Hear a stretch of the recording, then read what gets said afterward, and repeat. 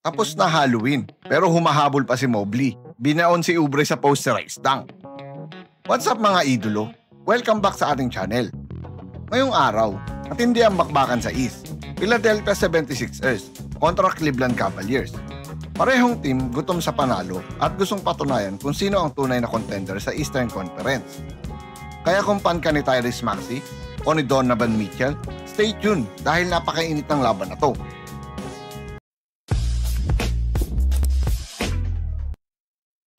Sa simula pa lang, agresibo agad ang Philadelphia.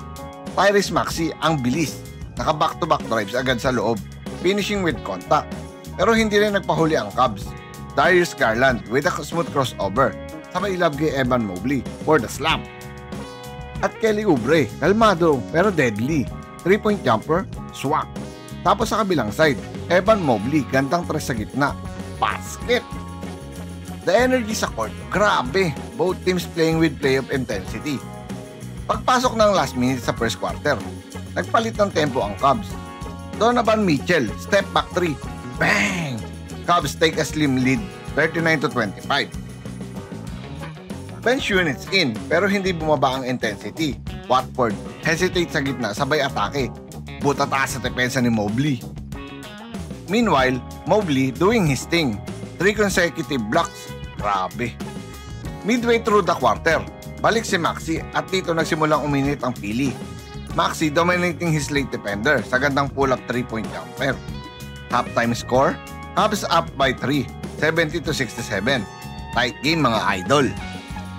Pagbalik sa second half, bumawi agad ang Cavs. Jarrett Allen gandang box out sabay dunk. At grabe ang crowd sa Rocket Arena. Todo sigaw sa bawat bucket.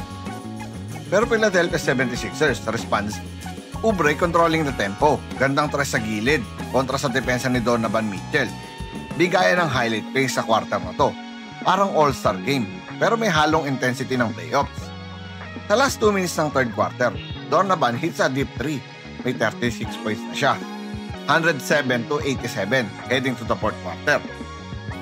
Ito na mga idolo. Maxey gandang drive sa gitna para makuha ang 25 points na sa laro na to. Pero Donovan Mitchell, playoff mode on. Drives to the rim, finishes with the left. 3 minutes left, Maxey steal para sa open transition dunk. Pinipilit ibalik ang Philadelphia sa laban. Final minute, Cavs up by 9. Mitchell tries a top contested layup, basket kontra kay Drummond. Final score, Philadelphia 76ers 121. Cleveland Cavaliers 132. What a game! Ang intense ng laban na to mga idolo. Donovan finishes with 46 points and 4 rebounds, 8 assists, habang si Jarrett Allen naman may 24 points at 10 rebounds. At Evan Mobley may 23 points din, 5 rebounds and multiple blocks. Para naman sa Philadelphia, Tyrese Maxey with 27 points, 9 assists, 7 rebounds. At Quentin Grimes meron din 27 points, saka Kelly Oubre may 19 points pero kinulang sa dulo. Kung nag-enjoy ka sa game recap na to, don't forget to like, subscribe, and comment kung sino ang gusto mong makita sa susunod na laro. Once again, this is your Spotlight and Sports. Maraming salamat mga ka-sports.